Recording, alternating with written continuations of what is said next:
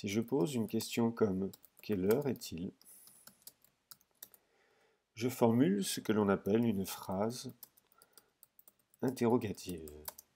Cette phrase interrogative, on la reconnaît entre autres à la présence d'un point d'interrogation qui termine la phrase.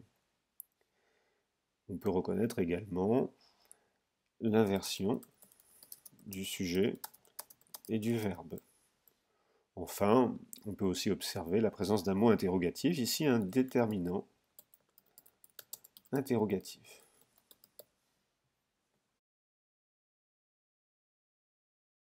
Si j'introduis ma phrase interrogative à l'aide d'un verbe comme le verbe se demander,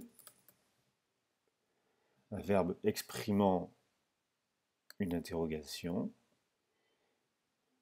voyons ce qui se passe. Écrivons par exemple « Je me demande quelle heure il est ».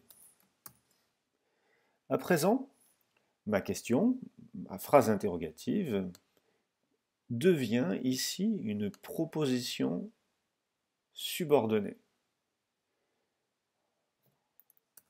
Cette proposition, comme les propositions subordonnées conjonctives que nous avons déjà étudiées, complète ici un verbe, le verbe demander. Donc, ce qui est souligné est ici une proposition subordonnée. Proposition subordonnée introduite par un mot interrogatif qui complète, comme les complétives, un verbe. Nous avons alors ce que l'on appelle une proposition subordonnée interrogative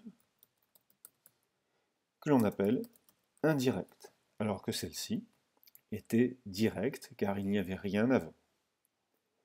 Vous remarquerez dans la phrase interrogative indirecte l'absence de point d'interrogation. Et vous remarquerez également qu'il n'y a plus d'inversion du sujet et du verbe.